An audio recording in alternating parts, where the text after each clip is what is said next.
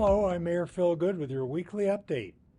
From April 15th through November 1st, according to City Ordinance 4536, watering restrictions require you to do your outdoor watering after 8 p.m. and before 8 a.m. This helps to conserve water during the summer heat and will help you keep your utility bill reasonable.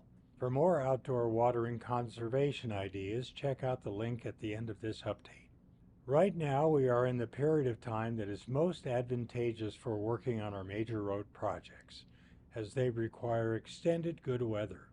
So we ask for your patience as we tackle these much-needed maintenance, repair, and restoration projects throughout the city. Willow Creek Road still has two projects currently underway, consisting of pavement repair and a microseal project.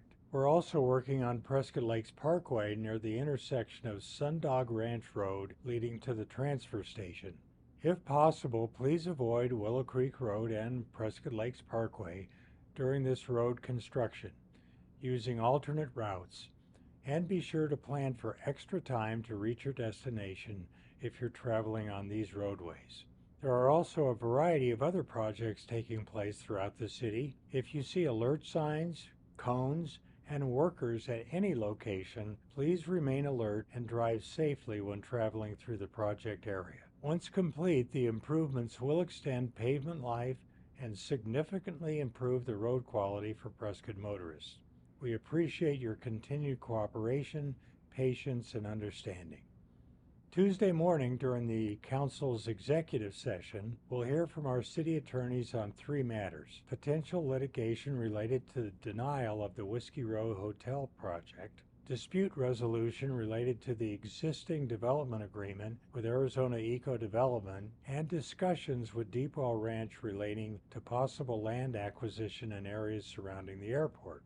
Afterwards, there could be an adjournment of the executive session and reconvening of a regular council meeting in public for discussion and possible action regarding these matters discussed in executive session. Also on Tuesday at the study session for the council, starting at 1 p.m., there will be a presentation and discussion regarding utility and non-utility development impact fees, land use assumptions, and infrastructure improvement plan. This includes the proposed increase in development fees to fund streets, fire and police, and utility infrastructure. Additionally, the study session will include a public hearing to discuss the proposed new and increased water and wastewater rates and fees. A second public hearing on the matter is scheduled for May 28, 2024 at the regularly scheduled 3 p.m. City Council voting meeting in the City Council chambers at Prescott City Hall. The earliest the City Council can take formal action on adopting any new and increased water and wastewater rates and fees will be immediately after the May 28, 2024 public hearing. The increased water and wastewater rates will become effective at the earliest 30 days after the adoption of the increases by the Prescott City Council. During Tuesday's 3 p.m. voting meeting, Council will recognize National Public Works Week and have a presentation regarding regional cooperation during recent fire events. We will also vote on a contract for an economic development strategic plan and a contract for parking lot improvements at the Prescott Public Library.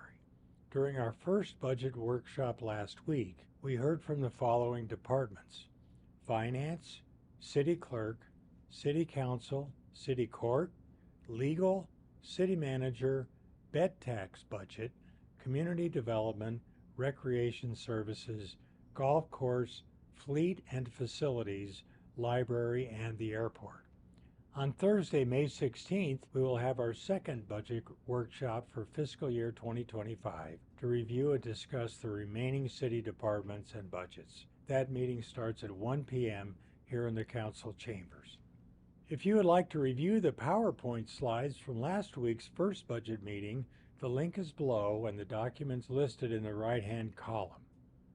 Don't forget that the 90-day public appeal period is currently open for the updated flood maps, but it will close at the beginning of July. Please look up your property to see if it's in the remapped area and how it is affected.